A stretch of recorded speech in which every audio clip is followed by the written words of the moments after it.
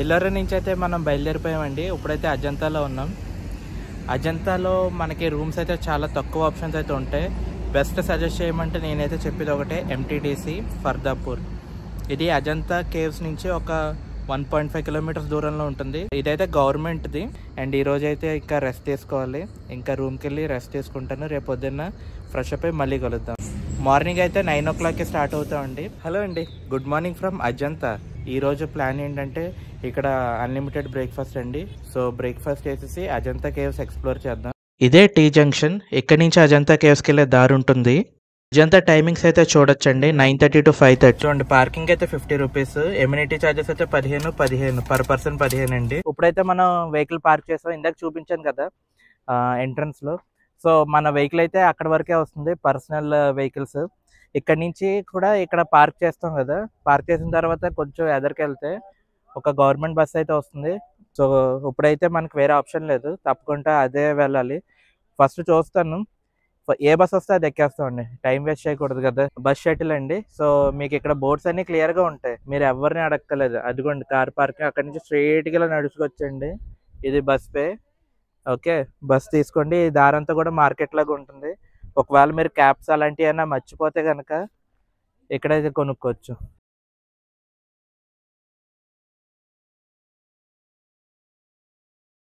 వెళ్తూ వెళ్తూ మార్కెట్ చూసుకుంటూ వెళ్దామండి. ఇక్కడ క్రిస్టలైన్ రాక్స్, హ్యాండ్మేడ్ శిల్పాలు ఇలాంటివి చాలా ఫేమస్ అనమాట. సో ఏదైనా నచ్చితే తీసుకుందాం. ఇక్కడ ఒక పెద్ద రాక్స్ షాప్లోకి అయితే వచ్చామండి. ఇక్కడ చాలా రకాలైతే రాళ్ళు ఉన్నాయి, చూద్దాం ఒకసారి. ఈ రాళ్ళకి చాలా మెడిసినల్ వాల్యూస్ ఉన్నాయంటండి. ముఖ్యంగా రేకి చేసే వాళ్ళైతే ఎక్కువగా యూస్ చేస్తారంట ఈ రాళ్ళు. ఇది ఎమితిస్ట్ రాక్ అండి. ఇది చాలా జ్యువెలరీస్ లో అయితే వాడతారు. ఇదేమో రాక్ కోరల్ అండి. మనకి అందరికీ తెలుసు కోరల్స్ అనేవి సముద్రంలో ఉంటాయండి, కానీ ఇది భూమి మీద లక్షల సంవత్సరాలు కూరుకుపోయి ఉండడం వల్ల ఇలా రాక్ కోరల్ అయితే ఫామ్ అయిందండి. ఇది చాలా కాస్ట్లీ అని చెప్తున్నాడు, అందుకే నేనేమి తీసుకోవట్లేదు ఇక్కడ. ఇది స్కాలసైట్ క్రిస్టల్ అండి. ఇది అన్నిటికన్నా ముఖ్యం అనమాట. దీన్ని పెట్టుకొని మనం మెడిటేషన్ చేస్తే కనుక మన మూడో కన్ను మేలుకుంటుంది అనమాట. అతీత శక్తులు అయితే వస్తాయని చెప్తున్నారు. ఇక ఇవన్నీ కూడా హ్యాండీక్రాఫ్ట్స్ అండి. ఇక్కడ రాళ్ళు దొరుకుతాయి కదా, వాటిని బ్యూటిఫుల్ గా ఇలా చెక్కారనమాట. ఎలిఫెంట్ ఉంటుంది, లోపల ఇంకొక ఎలిఫెంట్ ఉంటుంది. ఓకే, చాలా స్పెషల్ అని అనుకున్నాం. हमने यही लिया था एलोरा से, एलोरा के बाहर आने के टाइम पे लिया है. हाथी के अंदर एक और हाथी, बहुत अच्छा है, सिंगल कार्विंग. మీకు ఎవరికైనా కూడా మెడికల్ పర్పస్ కోసం అయినా ఖనిజాలు కానీ క్రిస్టల్స్ కానీ అవసరం అయితే డెఫినెట్గా అజంతా ఎల్లోరాకి విజిట్ చేయండి. ఇక్కడ ప్రకృతి సిద్ధంగా దొరికే ఖనిజాలు చాలా ఉంటాయి, మీకు తక్కువ రేటుగా దొరుకుతాయి అన్నమాట. కాకపోతే బేరం ఆడడం మాత్రం మర్చిపోకండి. వావ్, ఇక్కడ చూడండి, రాళ్ళతో దేవుడి విగ్రహాలు అయితే చెక్కారనమాట. భలే అందంగా ఉన్నాయండి. ఔరంగాబాద్ డిస్ట్రిక్ట్ అంటే అజంతా గానీ ఎల్లోరా గానీ బీబీకా ముక్బారా గానీ ఇలాంటి లొకేషన్స్ ఎక్కడికైనా వెళ్ళండి, మీకు ఔరంగాబాద్ డిస్ట్రిక్ట్ చుట్టూ కూడా మీకు హ్యాండీక్రాఫ్ట్స్, ఎస్పెషల్లీ కార్పెట్స్ అండ్ ఇలాంటి ఇప్పుడు చూసారు కదా బొమ్మలు, చేనేత సామాన్లు, ఇవన్నీ కూడా చాలా అత్యంత తక్కువ ధరకే దొరుకుతాయి. ఎందుకంటే ఇవి ఇక్కడే ఎక్కువగా మ్యానుఫ్యాక్చర్ అవుతాయి అనమాట. అండ్ ఇప్పుడైతే బస్ బేక్ అయితే వచ్చాం. చెప్పాను కదా, లోకల్ ఇక్కడ ఆర్టీసీ బస్ అయితే తీసుకోవాలి. ఏసీ అండ్ నాన్ ఏసీ 2 రకాలు అయితే ఉంటాయండి. మనకి ఫస్ట్ ఏ బస్ వస్తే అది ఎక్కేసి వెళ్ళిపోదాం. బస్ స్టాప్కి అయితే వచ్చామండి. 2 బస్సులు అయితే రెడీగా ఉన్నాయి. బస్ టైమింగ్స్ అయితే 9 o'clock నుంచి స్టార్ట్ అవుతాయండి. ఇక్కడ నుంచి ఏసీ బస్ అయితే 30 రూపాయలు, నాన్ ఏసీ అయితే 25 రూపాయలు టికెట్ అనమాట. బస్ అయితే ఎక్కేసామండి. బస్ అయితే అస్సలు బాగాలేదు, మా వాడికి కూడా నచ్చలేదు అనుకుంటా. ఎక్కడికి వచ్చావు? Welcome to one more world heritage site, Ajanta caves. 29 గుహలతో కూడిన అజంతా కేవ్ రూట్ మ్యాప్ అయితే ఎలాగుంటుందండి. మ్యాప్ అయితే చూసారు కదండి. ఇది ఎల్లోరా లాగా మనం ఇట్టించి అట్నుంచి స్టార్ట్ చేయడానికి అయితే ఉండదండి, ఒకటే రూట్ 1 to 30 అలా చూసుకుంటూ వెళ్ళిపోవడమే. సో బ్రేక్ చేయడానికి అయితే ఎక్కడ ఉండదు. అండ్ మనకైతే ఇక్కడ గరుడ ఎగరేసే ఛాన్స్ అయితే 99% అవ్వచ్చు. కాకపోతే ఎక్కడైనా సమయం దొరికితే కనుక నెట్గా అయితే ఎగరేస్తాను. ఇక్కడ స్పెషాలిటీ చూడండి, ఇది రివర్ చుట్టూ ఉంటాయి అన్నమాట కేవ్స్. ఇవి సుమారు 2వ శతాబ్దం బీసీ కాలం నుంచి 4-5వ శతాబ్దం ఏడీ కాలం వరకు కూడా ఇవన్నీ కూడా నిర్మించడం అయితే జరిగింది. గరుడని అయితే తీసుకుంటున్నారండి, డిపాజిట్ చేయాలి. ఏ లేలీజే ఇదైతే చెక్ లో తీసుకుంటున్నారు. లోపలికి వెళ్తే మీకు రెస్టారెంట్ కనిపిస్తుందండి. మీకు వాటర్ కానీ తినడానికి కానీ అయినా కావాలంటే ఇక్కడే తీసుకోండి, ఎందుకంటే పైకి వెళ్ళిన తర్వాత మీకు ఏమీ దొరకదు. బస్సు దిగిన తర్వాత మా వోడు చాలా హ్యాపీగా ఫీల్ అయ్యాడండి. అదే ఆనందంతో వాడు మెట్లెక్కడం స్టార్ట్ చేస్తున్నాడనమాట. ఫస్ట్ టైమ్ అనమాట మా వాడు మెట్లెక్కడం. ఈ అజంతాలో ఏం నచ్చిందో తెలీదు గానీ మాకైతే చాలా హ్యాపీగా అనిపిస్తుంది. మా వాడైతే చాలా ఒక 50 స్టెప్స్ వరకు ఎక్కాడండి. సో, ఎక్కిన వాడైతే అలసిపోలేదు. వాడికి సాయం చేసిన మా ఇద్దరమైతే అలసిపోయాం. వీడు చేసే పని కన్నా ఈడికి చేసే సేవలే ఎక్కువ ఉంటాయండి. ఎక్కిన 50 మెట్లు చూసారా మంచినీళ్ళు మళ్ళీ మళ్ళీ అడుగుతున్నాడు. పోన్లేండి ఈరోజు ఏది లేదన్నా కూడా ఎఫర్ట్ బాగా పెట్టాడు కాబట్టి మాకు హ్యాపీగానే ఉంది. బాగా పైకొస్తే ఎండ చాలా ఎక్కువగా ఉందండి. అందుకే ఇంకా టోపీ పెట్టేసుకున్నాం అనమాట. చూసారండి ఎంట్రన్స్ ఒక గుహ అనమాట. ఈ గుహ లోపలికి వెళ్ళాలి. సో ఇప్పుడైతే ఫస్ట్ కేవ్ లోకి ఎంటర్ అయ్యామండి. అక్కడ టికెట్ చెకింగ్ అవ్వగానే ఫస్ట్ కేవ్ అయితే వస్తుంది. సో మీరు చూస్తున్నారు కదా అందరూ చెప్పులు విడిచి వెళ్తున్నారు. ఇక్కడ ప్రతి కేవ్ లోకి ఎంటర్ అవ్వాలంటే చెప్పులు బయట విడిచి వెళ్ళాలి. సో బెటర్ నేను సజెస్ట్ చేసేది ఏంటంటే షూ కన్నా చెప్పులు వేసుకురండి. మీకు టైం బాగా సేవ్ అవుతుంది. కన్వీనియంట్ కూడాని. చూడండి ఇక్కడ వీడియోస్ నాట్ అలౌడ్ అంట. మన ప్రయత్నం మనం చేద్దాం. ఈ మండపంలో బుద్ధుడు పద్మాసనంలో ధర్మముద్రలో కూర్చున్న విగ్రహం అయితే కనిపిస్తుందండి.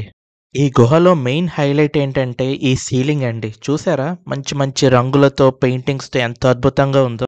ఈ పెయింటింగ్‌లో ఉన్నది పద్మపాణి బోధిసత్వ అండి. ఈ painting the classical and the best painting in Ajanta అంటే ఇదేనండి. ఇంకా చాలా పెయింటింగ్స్ ఉంటాయండి. అవన్నీ కూడా చూద్దాం ఇప్పుడు.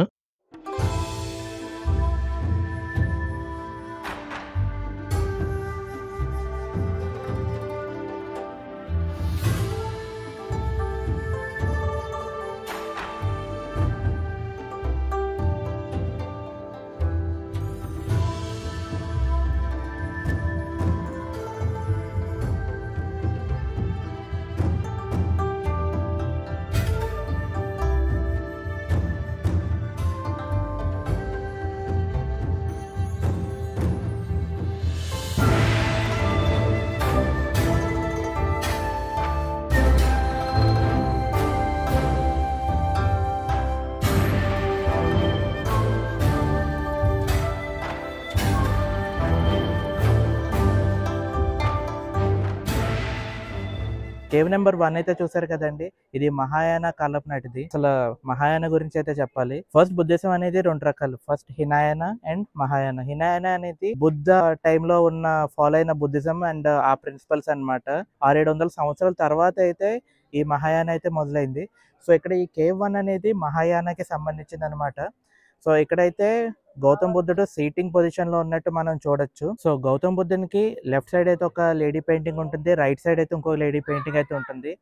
ఆ లేడీస్ ఎవరంటే బోధిసత్వస్ అంటండి. సో బోధిసత్వ అంటే గౌతమ్ బుద్ధుని ఫాలో అవుతూ ఉంటారు. ఆయన ప్రిన్సిపల్స్ అన్ని ఫాలో అవుతూ ఉంటారు. కాకపోతే ఇంకా దైవత్వం అనేది రాదనమాట. కేవ్ నెంబర్ 2 అయితే వెళ్దాం. మనం ఇప్పుడు చూస్తుంది కార్పెట్ సీలింగ్ అంటారు. చరిత్రకారులు దీన్నే ప్రపంచంలో ది బెస్ట్ సీలింగ్ అని కూడా పిలుస్తారండి. ఎందుకంటే మనం కార్పెట్ కి ఎన్నైతే డిజైన్స్ పెయింటింగ్స్ వేస్తామో అన్ని పెయింటింగ్స్ అన్ని డిజైన్స్ కూడా ఈ సీలింగ్ మీద అయితే వేసారనమాట. అది కూడా రాతి మీద చెక్కిన సీలింగ్ అండి. అందుకే ది బెస్ట్ అన్నమాట ఇది. ఇక్కడ గోడల మీద చాలా పెయింటింగ్స్ అయితే ఉన్నాయండి. ఇవన్నీ గమనిస్తే గనుక గౌతమ బుద్ధుని యొక్క బాల్యం నుండి చివరి దశ వరకు కూడా ఫుల్ డీటెయిల్స్ అయితే తెలుసుకోవచ్చు. సుమారు 2500 సంవత్సరాల క్రితం అయితే గౌతమ బుద్ధుని జననం గురించి అయితే తెలుసుకోవచ్చండి ఈ పెయింటింగ్‌లో. ఇక ఈ పెయింటింగ్ గురించి చెప్పాలంటే 100 మంది బుద్ధుల్ని ఈ శిలాఫలకం మీద అయితే పెయింట్ చేశారండి. చిన్న వయసులో గౌతమ బుద్ధుడు ఎలాగ ఆడుకుంటున్నాడనేది ఈ శిల్పాల్లో అయితే చూపించారండి. మీరు ఇక్కడి నుంచి టార్చ్ లైట్ ని ఫాలో అవ్వండి. స్టోరీ అయితే ఎక్స్‌ప్లెయిన్ చేస్తాను. ఇక్కడ చూడండి నాగరాజు, నాగరాణి అయితే సన్నాయి ఊదుతున్నారు. పక్కన చూస్తే గనక రాజకుమారి ఉయ్యాలూగుతూ కనిపిస్తుంది. రాజకుమారి ఎదురుగా అయితే రెక్కల గుర్రం అయితే ఉన్నది. ఇప్పుడు పెయింటింగ్ కి లెఫ్ట్ సైడ్ చూస్తే గనక గౌతమ బుద్ధుని యొక్క మ్యారేజ్ డీటెయిల్స్ అయితే కనిపిస్తాయి. ఇక్కడ గౌతమ్ బుద్ధుని యొక్క పేరెంట్స్ మ్యారేజ్ ప్రిపరేషన్స్ చేస్తున్నారండి. ఇప్పుడు చూసేవన్నీ కూడా పెళ్లి వేడుకలండి. పెళ్లి తర్వాత పల్లకీలో తీసుకెళ్తున్నారండి బ్రైడ్ అండ్ బ్రైడ్ గ్రూమ్‌ని. ఈ కేవ్‌లో అయితే గౌతమ్ బుద్ధుని స్టాట్యూ ఇలాగ ఉంటుందండి. సో చాలా పెద్దది. ఇంకా నెక్స్ట్ కేవ్‌కైతే ఇప్పుడు వెళ్ళిపోదాం. కేవ్ నెంబర్ 3 అయితే ఇన్‌కంప్లీట్ అండ్ ఎంట్రీ కూడా లేదు. ఇది కేవ్ నెంబర్ 4 అండి. ఇది ఇన్‌కంప్లీట్ కేవ్ అయినా కూడా గౌతమ్ బుద్ధుని విగ్రహం అయితే చాలా బావుంటుంది. బోధిసత్వస్ చుట్టుపక్కల ఉంటారు. చాలా మంచి విగ్రహం. చూసైతే మనం కేవ్ బయటికెళ్ళిపోదాం. నెంబర్ 5 అండి. ఇందులోకైతే ఎంటర్ అవుతున్నాం. ఇందులోకి చెప్పులు విడవాల్సిన అవసరం అయితే లేదు. ఈ కేవ్‌ని మెడిటేషన్ చేసుకోవడానికి, రెస్ట్ తీసుకోవడానికైతే నిర్మించినట్టున్నారండి. సో, విగ్రహాలు లాంటివైతే ఏమీ లేవు గానీ, రెస్ట్ తీసుకోవడానికి అనువుగా అయితే ఉంది ఈ కేవ్ అయితే మాత్రం. సో, నెక్స్ట్ కేవ్‌కైతే ఎళ్ళిపోదామండి. ఇప్పుడైతే మనం కేవ్ నెంబర్ 6కి వచ్చామండి. చాలా పెద్ద కేవ్. ఇందులో ఏంటంటే ఫస్ట్ ఫ్లోర్, గ్రౌండ్ ఫ్లోర్ 2 ఉంటాయి. సో, చాలా ప్రాముఖ్యమైనదని కూడా చెప్తున్నారు. సో, లోపలికెళ్ళి అయితే ఈ గుహ పెద్దదైనా కూడా కన్జర్వేషన్ వర్క్ జరుగుతుండడం వల్ల ఎవరిని సరిగ్గా సో, అనుమతించట్లేదు. పైకైతే వచ్చామండి. సో, ఇది ఫస్ట్ ఫ్లోర్ అనమాట. ఫస్ట్ ఫ్లోర్ నుంచి వ్యూస్ ఒకసారి చూడండి బ్యాక్ సైడ్ ఎలాగున్నాయో. చాలా బాగా కనిపిస్తున్నాయి. అక్కడ కేవ్స్ అవి కూడా కనిపిస్తున్నాయి. ఈ పైకి వస్తే గనక బుద్ధుని విగ్రహానికి కొద్దిగా పెయింటింగ్స్ అయితే మిగిలున్నాయి. చూసారు కదండి కేవ్ నెంబర్ పెద్దగా విషయం లేకపోయినా కూడా ఒకటి అయితే మనం గమనించాలి. సుమారు చెప్పాలంటే 1500 సంవత్సరాలు పురాతనమైంది అనమాట బుద్ధుని విగ్రహం. అండ్ అప్పుడు వేసిన పెయింటింగ్స్ కాబట్టి ఇప్పటికి కూడా నేను ఇందాక చూపించాను కదా బుద్ధుని చేతి మీద పెయింటింగ్ అలాగే ఉందన్నమాట. చాలా వరకు పోయింది కాలక్రమేణా. కాకపోతే కొంత పెయింటింగ్ అయితే ఉండడం అయితే చూసాను. ఇది కేవ్ నెంబర్ 7 అండి. చాలా చిన్న కేవ్. ఒక బుద్ధుని విగ్రహం ఒకటి ఉంటుంది అంతే. దర్శనం చేసుకొని మనం నెక్స్ట్ కేవ్‌కైతే ఎళ్ళిపోదాం. కేవ్ నెంబర్ 7 కూడా ఈ విహారయేనండి. ఇవన్నీ కూడా చాలా వరకు విహారయాసే. అంటే బౌద్ధ భిక్షువులు సంచరిస్తూ ఉంటారు కదా! వాళ్ళకి షెల్టర్ ఇవ్వడం కోసం అయితే నిర్మించడం అయితే జరిగిందనమాట. మనం అయితే ఇంకా ఎదరికెళ్ళి చూద్దాం చైత్యాస్ ఏమైనా కనిపిస్తాయేమో. సో, అవైతే చాలా ఇంట్రెస్టింగ్‌గా ఉంటాయండి. ఎలాగంటే మన పెద్ద పెద్ద ఆర్చెస్ ఉన్న బిల్డింగ్ లాగా చాలా అందంగా ఉంటాయి చైత్యాస్. చూపిస్తాను ఉండే ఉండాలి. ఇన్ని గుహలు ఉన్నాయంటే ఒకటో రెండైనా చైత్యాస్ అయితే ఖచ్చితంగా ఉంటాయి. ఇది 8దో నెంబర్ కేవ్ అండి. ఇది ఖాళీ ఏమీ లేదు. ఇంకా కన్‌స్ట్రక్షన్ అయితే జరుగుతూ ఉంది. కేవ్ నెంబర్ 9 అనేది ఫస్ట్ చైత్య అండి మనం చూడబోయేది. ఇక్కడైతే కొన్ని మార్బుల్ పెయింటింగ్స్ కూడా చూడొచ్చు. చైత్య అంటే ఏంటంటే ఇది సేక్రెడ్ ప్లేస్ అన్నమాట. Worshipping place of Buddhism. ఇప్పుడు చూసిందైతే 10దో నెంబర్ గుహ అండి. ఇది చాలా స్పెషల్. ఇది క్రీస్తుకి 200 సంవత్సరాలకి ముందే కట్టిన గుహ అన్నమాట. ఇందులో అయితే 39 స్తంభాల మీద నిలబెట్టారు దీన్ని. పెద్ద ఆర్చ్ లాగా ఉంది కదా! ఆ స్ట్రక్చర్ చాలా అద్భుతంగా ఉంది. ఇది one of the prominent structures అండి. మహారాష్ట్రలో చూసుకుంటే ఇదే ఫస్ట్ కట్టిన చైత్య అన్నమాట. సో, దీని తర్వాతే కర్లా, బాజా ఇలా చాలా కేవ్స్ అయితే కట్టి ఇలాంటి స్తూపాలని అయితే ప్రతిష్ఠించారన్నమాట.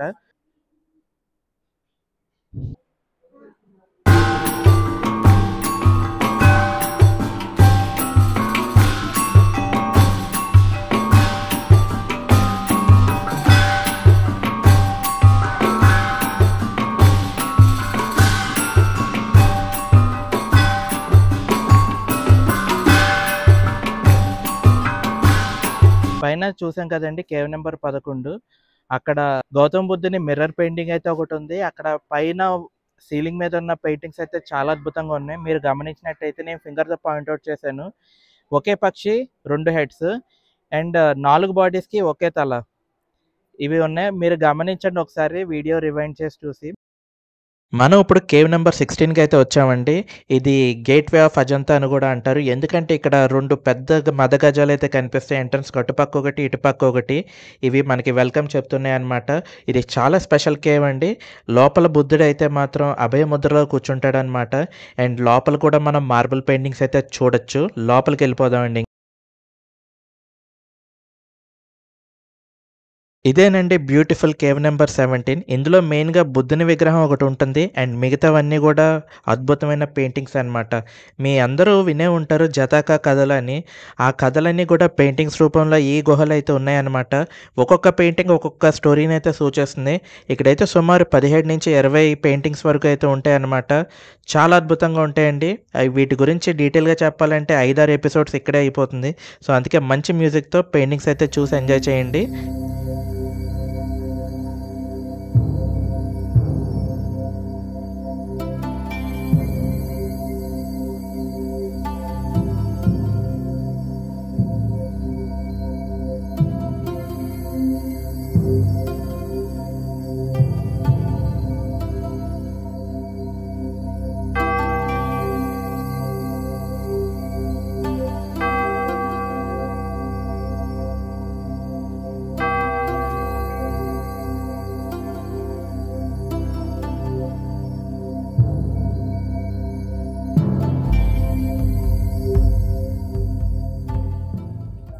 మనం ఇప్పుడు కేవ్ నెంబర్ 19లో అయితే ఉన్నామండి. ఇదొక చైత్య అనమాట. అంటే worshipping place of Buddha.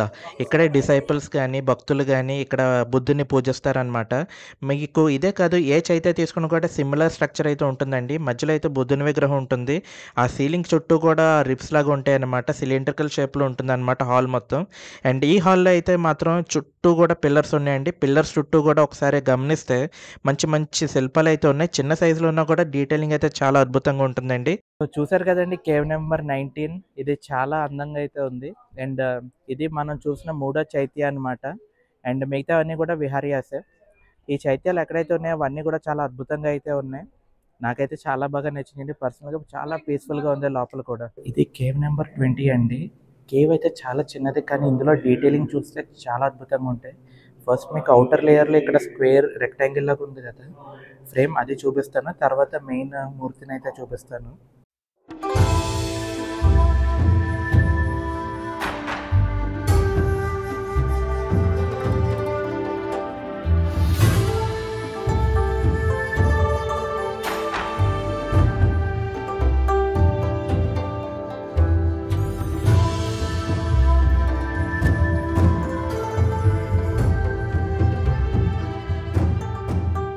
So ఇందులో ఉన్న బుద్ధుని విగ్రహం అయితే కొద్దిగా డిఫరెంట్‌గా ఉంటుందండి మిగతా కేవ్స్‌లో కన్నా.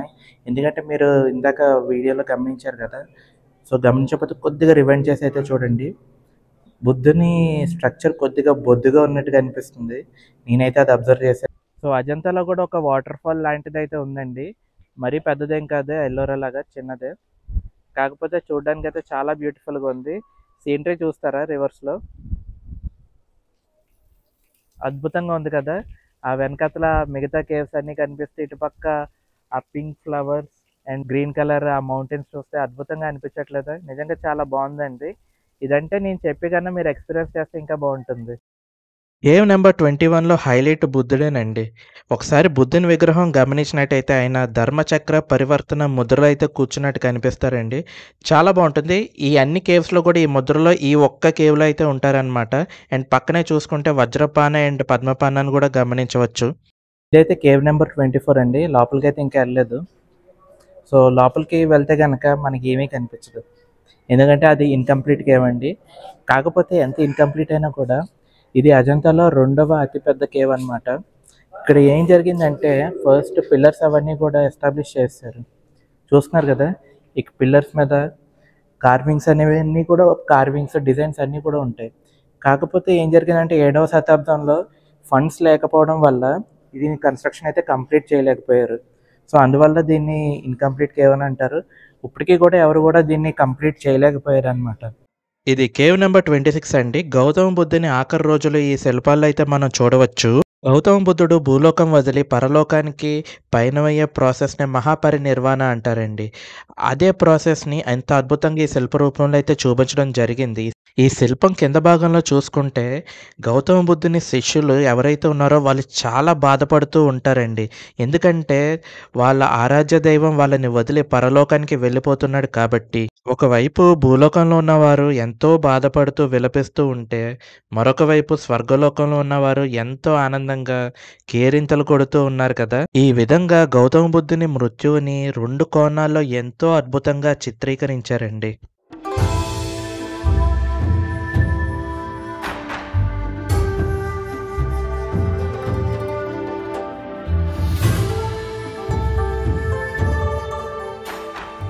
మీరిప్పుడు చూస్తుంది masterpiece of Ajanta paintings. దీన్ని జాగ్రత్తగా గమనించండి. ఇటువైపు నుంచి చూస్తే అది మన వైపు చూసి నవ్వుతున్నట్టుంది. మరొక వైపు నుంచి చూసినా కూడా అది మన వైపే చూసి నవ్వుతున్నట్టుందండి. సో ఇప్పుడే 26వ నెంబర్‌ది చూసామంటే చాలా సంతృప్తిగా ఉంది. ఇదైతే ఫుల్‌గా అయితే కవర్ చేయగలిగాం. చైత్యాలో ప్రముఖమైనది ఈ 26వ నెంబర్‌ది అనమాట. ఇది బౌద్ధ స్తూపం. అండ్ చైత్యాలో ఎక్కడ కూడా బుద్ధుని విగ్రహం అయితే ఉండదు. ఇందులో అయితే ఉంది.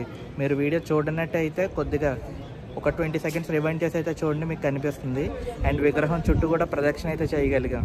అది 26లో స్పెషల్. ఈ 26 నెంబర్ అయితే అసలు మిస్ కావద్దు. Hello, you're from Kannada? అయితే ఫ్రమ్ మహారాష్ట్ర. Okay, nice. ఈవిడే మనకి ఒక ఫోటో తీసింది. మనం ఇంకా ముందున ఇంకా చాలా కేవ్స్ అయితే ఉన్నాయి అనుకున్నాం కదండి, 27 to 30. సో అదేం లేదు, 26తో ఎండ్ అనమాట. సో 1-30 అని బయట రాసిపెట్టి ఉంటుంది, కాకపోతే 26తో ది ఎండ్ అనమాట. ఇంకా ముందుకైతే వెళ్ళడానికి ఏం లేదు, అంతా క్లోజ్డే. సో ఇక్కడ నుంచి అయితే మనం రిటర్న్ వెళ్ళిపోవాల్సిందే. ఇంకా 30 వరకు అయితే ఎక్స్పెక్ట్ చేయకండి. అండ్ లాస్ట్ కేవ్ 26 మాత్రం అద్భుతం, అస్సలు మిస్ కావద్దు. 10 కూడా చాలా బాగుంది, 1-2 కూడా చాలా బాగుంటాయి. సో ఈ కేవ్స్ అయితే తప్పకుండా డెఫినెట్గా మిస్ చేయకండి. ఈ వీడియోస్ అయితే ఇలా తీయడానికి చాలా కష్టపడ్డానండి, ఎందుకంటే ఫస్ట్ గరుడాన్ అయితే లాగేసుకున్నారు కిందే. రెండోది పైకి వీడియో కెమెరాతో అదే ఫోన్ కెమెరాతో వచ్చినా కూడా వీడియోస్ అయితే తీయడానికి అలౌడ్ కాదు చాలా వరకు కేవ్స్లో. అండ్ ప్రతి చోట కూడా అందరూ కూడా ఉన్నారనమాట సెక్యూరిటీ. అలాంటి చోట కూడా ఫ్లాష్ చేసి, కొన్ని చోట్ల ఫ్లాష్ లేకుండా మేనేజ్ చేసి తీయడం అయితే జరిగింది. దీని అవుట్పుట్టే మన వీడియో క్వాలిటీ అండి. ఒకసారి వీడియో అంతా చూసిన తర్వాత మీ ఒపీనియన్ ఏంటో కమెంట్స్ రూపంలో తెలియజేయండి. అండ్ వీడియోని అయితే లైక్ చేయండి, షేర్ చేయండి. అన్నిటికన్నా ముందు ఛానల్ అయితే సబ్స్క్రైబ్ చేసుకోండి. సో హలో అండి, మనమైతే ఇప్పుడు 24 కిలోమీటర్లు ప్రయాణం చేసి అజంతా వ్యూ పాయింట్ అనే ఒక లొకేషన్కి అయితే వచ్చామన్నమాట. సో ఈ వ్యూ పాయింట్ అయితే చాలా బాగుంటుంది. మనం ఇందాక అజంతాకి వెళ్ళి ఒక్కొక్క కేవ్ చూసాం కదా. సో ఇక్కడ నాకు బ్యాక్గ్రౌండ్లో కనిపిస్తుంది కదా, నా బ్యాక్గ్రౌండ్లో. సో ఆ ఏరియాకి అయితే మనం వెళ్ళడం అయితే జరిగింది. అవేనండి కేవ్స్ 1-26. ఇవన్నీ కూడా మనకి ఇక్కడ నుంచే సింగిల్ పాయింట్లో అయితే కనిపిస్తాయి. మీకు అవే ఇక్కడి నుంచి అయితే చూపించబోతున్నాను.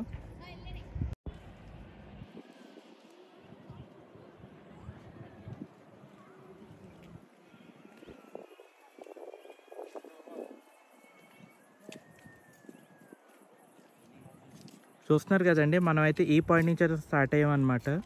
1 2 3 4 5 6 అలాగా ఇదంతా చూస్తే హార్స్ షూ షేప్లో అయితే ఉంది. సో అక్కడి నుంచి 26th అనమాట, అదే లాస్ట్ కేవ్. అదంతా కూడా కవర్ చేసుకుని ఇప్పుడు మనం రిటర్న్ వచ్చామన్నమాట. మనకి వెళ్తున్న దారిలో కొంతమంది రైతులు అయితే కనిపించారండి. మా ఆవిడైతే చెప్పింది ఇక్కడ మొక్కజొన్నది ఏదో చేస్తున్నారని. సో అందుకే ఏదో తెలుసుకుందని చెప్పి ఆగానమాట. సో చిన్నపిల్లోడు గడ్డపార పట్టుకొని ఉన్నాడు ఇందాకైతే. ఓకే, సో అదే ఒకసారి కనుక్కుందాం. బాయ్ ఏ క్యా హే? మక్క అంటే మొక్కజొన్న అండి. మన తెలుగులో అయితే దీన్ని మొక్కజొన్న అని అంటారు, దీన్ని మక్క అంట. చూసారా?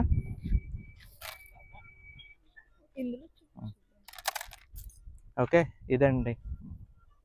సో చాలా పెద్ద మొత్తంలో అయితే చేస్తున్నారనమాట. ఇది మనకి ఎక్కడంటే ఎల్లోరాకి వ్యూ పాయింట్కి వెళ్ళాం కదా, ఆ దారిలో అయితే ఉంది.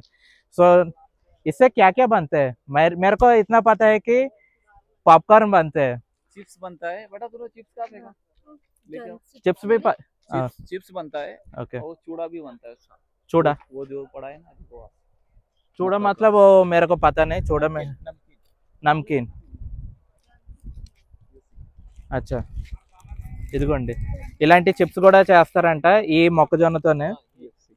అచ్చా, ఇలాంటి రింగ్స్ కార్న్ పఫ్స్ అంటాం కదా మనం, సో అవి కూడా చేస్తారంట. అదండి. अच्छा, और क्या क्या बनता है इससे? इससे चिप्स वगैरह बहुत आइटम बनता है इससे। ओके, और अपना वो नूडल्स होता है ना, नूडल्स क्या है? खाते हैं चाइनीज नूडल्स. नूडल्स। अच्छा, नूडल्स కూడా చేస్తారంటండి. और बस पीने का बियर। अच्छा, बियर भी बनता है. అచ్చా, బియర్ కూడా తయారు చేస్తారంటండి దీంతోనే. నాకు ఇప్పటివరకు తెలిసింది ఏంటంటే షుగర్ కేన్తో మొలాసిస్ చేసి ఆ మొలాసిస్ని బీర్ కింద చేస్తారని. కాకపోతే దీంతో కార్న్తో కూడా బీర్ చేస్తారంట, ఇది నాకు ఇప్పుడే తెలిసిన విషయం. ఓకే, कौन सी कंपनी बनाते हैं बियर? इधर औरंगाबाद के अंदर है।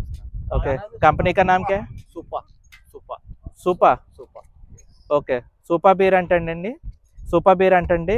ఇది కార్న్తో తయారు చేసే బీర్ అంట. చాలా బాగుంది కదా, నాకైతే ఫస్ట్ టైము కళ్ళు తెరుచుకున్న బీరు దీంతో కూడా తయారు చేస్తారని కొత్త విషయం అండి. ఇలా మనం కొత్త ప్రదేశాలకి వెళ్తూ ఉంటే కొత్త మనుషులు పరిచయం అవుతారు, కొత్త విషయాలు ఎన్నో తెలుసుకోవచ్చు అనమాట. చూస్తారండి చిన్నపిల్లడు, ఇక్కడ చిన్నపిల్లడు కూడా కష్టపడుతున్నాడు గడ్డపార అది పట్టుకొని. నిజంగా అప్రిషియేట్ చేయాలండి, ఈ వయసులో చూడండి వాడికి ఇంత బాధ్యత కలిగింది. ఇది చైల్డ్ లేబర్ కాదండి, తనకి ఇంట్రెస్ట్ ఉండి తనే చేస్తున్నాడు, స్కూల్కి కూడా వెళ్తున్నాడంట. Very good, I'm very happy అండి ఇలాంటి మంచి మనుషుల్ని కలవడం. వీళ్ళకి మంచి రాబడి రావాలని అయితే ఆశిద్దాం. ఇక్కడితో వీడియోని ముగించేసి మనం అయితే సెలవు తీసుకొని మనం ఔరంగాబాద్ అయితే వెళ్ళిపోదాం అండి. ఈ అజంతా వీడియోస్ అయితే మీకు నచ్చినాయని అనుకుంటున్నాను. ఒకవేళ మీకు కనుక వీడియో నచ్చితే తప్పకుండా లైక్ చేయండి, షేర్ చేయండి, ఛానల్ని అయితే సబ్స్క్రైబ్ చేసుకోండి.